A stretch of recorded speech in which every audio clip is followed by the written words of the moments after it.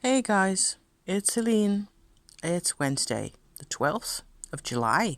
Yes, this is the end result of my tarot of the she trim and the bag that it's going to be living in. I used this previously for another deck, but this is actually rather fitting, and the shape and the size of the bag and the deck in this form actually goes together really well. So this is what happened to these cards. There's occasional bits maybe where, oh no, that's actually the colors in the image here on the back, where you see these purple lines for a second. I thought that was damage. That may happen. I tend to cut these cards out with scissors and edge them and so on, so you get spillage from the different kinds of markers that I've been using. A purple metallic and a light purple that wasn't metallic, both of which were acrylic markers, and that actually works really well for edging, I'm surprised to say and pleased, because this stays on really well. It's really it wears really well, so to speak. So the deck's really comfortable in this kind of a format. I have worked with it just a tiny bit myself, and it's very different to everything else I own. And so this is a valuable addition to our collection like this, and it will be coming with us to Ireland in the summer as we actually go to Ireland. This is kind of super appropriate. So lots of dragons and trees and all that good stuff. So I just felt like, okay, so I'll just show you that, because it's just a half a minute worth really. I am here, however, for the promised crystal haul that I said I was going to do. This is the crystal haul minus a set of 3 black tourmalines polished that I gave to my husband for the office. So they are over there where he is. There's nothing much very special to look at. It's 2 smaller pebbles and 1 larger one of the black tourmaline to help with detoxing and general getting rid of clutter in your system. It works on many levels, black tourmaline, I felt. So it really helps my husband, because he's been having a hard time lately. This big crystal over here is also his. This is actually a lithium protector quartz. Each time I go to this crystal store, I am surprised at how many different types of quartzes there are.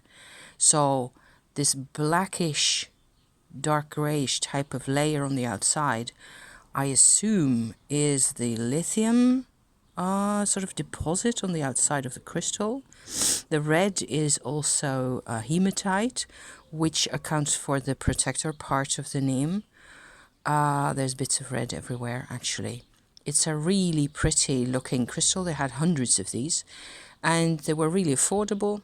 From Brazil, I think. Most of this collection comes from Brazil, is what I seem to remember. However, they're all quartzes. These are all quartzes, and they're all different, and very different in terms of vibration, how they feel, what they sort of bring up inside us. And my husband was really glad to have found this one for himself, because he badly needed some serious personal space work to be happening for him. And he found this one himself. He didn't need me to pick it up and give it to him. He just went ahead and grabbed it. So it's got all these kind of interesting looking etchings and sort of abstract artwork, which I think is always pretty fabulous. Yes, it's focusing.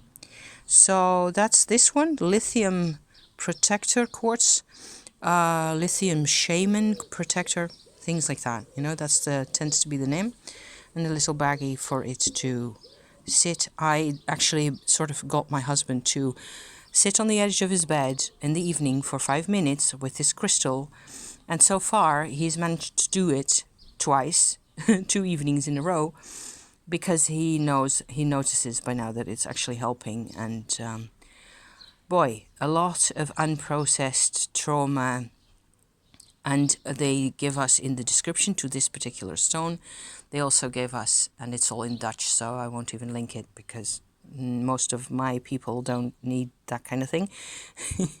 That this stone actually helps one realize, if you have it close to you, or you work with it, it helps you realize that whatever trauma you have actually is beneficial in the long run, that you sort of see the necessity or the usefulness of the experiences that you've had, and they're all part of you, really. So that is definitely a stone that you learn from. Of course, these are all teachers in one form or another. I will go on to these two, I think. This is a so-called blueprint of wholeness quartz. So 2 of these, where if I manage to focus this properly, I was hoping to show you that there's actually all sorts of indentations in one side of the crystal that go in fairly deep, actually. See? Where it's like damage to the crystal, but it's crystallized on the inside of each of those little indentations, and this one's the same. So, different vibe. Haven't done anything myself with these yet. Felt very attracted to them because the word wholeness has just been bouncing around this house all year long. So attractive. I don't know. It's like it said on the website for these that they sort of show you that there's always wholeness inside you, no matter what you look like or whether you have damage, whether you have scars, which is truth, So that's those 2. I have this one, I think, next, which is a pendant. Husband's got one as well. These are very different individually, where his has like several little islands on the heart part of the slice there. It's like a stalactite or stalagmite, one of those growth pillars in a cave. It is a quartz as well. It's called solar quartz. And it's got a very gentle warming effect. And I've worn this as a pendant for a couple of hours. Very pleasant, really supportive solar quartz, beautiful stone. But not really one that, for me at least, is a challenge to wear. It's got all these really fine patterns inside, see? And like I said, they're all very different. They have different sizes. Some are slightly larger than this one. Not many. Most of them were a bit smaller. And the patterns in the hearts are different. And I felt that was kind of relevant for me to pick this particular one for myself. The one my husband got, sorry, has it's relevant for him what's in the heart of the slice of stone there. So, last but not least, I have these beauties, and I haven't even started on investigating what these mean to me. I've wanted to own amethyst celestial for quite a few years now, and I finally got some. So they're 3 kind of the same, probably from the same exact source as well. And so the celestial part of this story refers to the fact that there is this weird-ish looking layer over the top of a previously existing crystal. If you look like this, you can see that the bottom half, what I'm holding in my hand here, of the crystal, the line continues as a shadow, a dark part in the heart of the crystal. Can you see that? So that is the original crystal, and it got a layer of paler amethyst around the outside. It looks like a little mushroom, in fact. So these three are, as I said, more or less the same. They are not only celestials, they also have this sort of a texture over the outside, which is called sugar blade, especially the sort of the under half and the under section of the cap that sits over the top of them, like that. That is a sugar blade sort of a quality. And the last time I did a crystal haul, which maybe I will link in the description to this video, because I did a crystal haul last time, and at least I think so, I mentioned these that I got at that time. And these are sugar blade quartzes. I have 5 of these in different versions, smaller and larger. Some of them contain a bit more of the red hematite, just like with the with that one, which gives it different properties vibrationally as well. I've been a huge fan of these. I bought these, what is it, 3-4 months ago or so, and I've been having them around the whole time, like, well, not the whole time, but at least once or twice a week I was handling them, or I was, having them by my bed, or putting them in a pocket, or in a little bag around on my heart chakra, or something like that. So, huge fan. So, because of the term sugar blade, for some reason, or however people think of these things, these are supposed to bring out joy, basically. And I think that is how I experience them. Certainly, they're to me, it is like, it's also a very cohesive effect.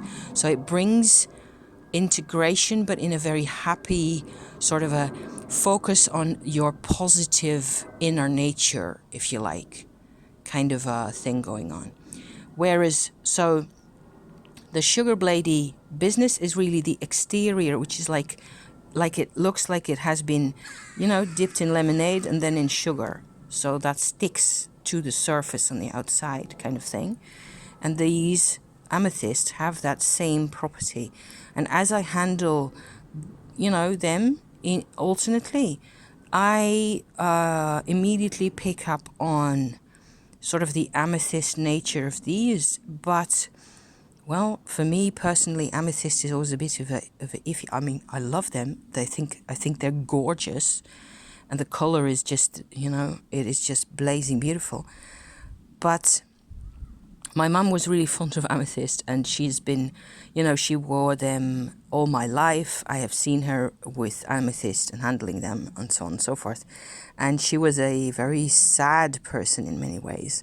And she had a lot of unprocessed things in her life that by now it is me who does the processing, what it's like.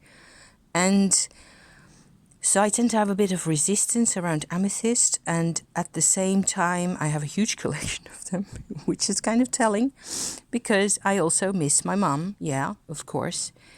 And also the amethyst within that sort of section of my collection, they're all different. They're all amethyst, and for me, amethyst is a type of stone that always gives me a sensation of drawing inwards and finding sort of an inner peace and inner silence. So it's much more about silence and less about joy and happy and or integration. It is a sort of a purposeful redirecting oneself towards a contemplative lifestyle, if you like, or mindfulness, that kind of thing.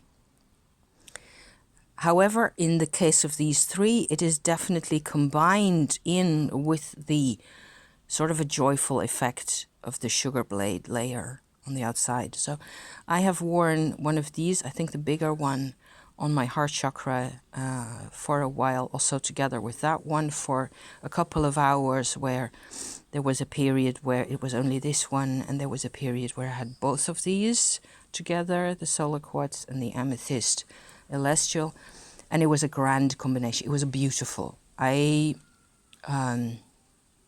a bit of a, these are vibes that I need to get used to for a bit more, and it'll take me a bit longer to sort of consider this completely, normal. So I've done other videos on celestials. I'm able to find some in my channel, but it's a longer time ago. I have several celestials in my collection, and they're all magnificent, and they're all very different also. So there's a lot of fun to be had on a, personal growth journey.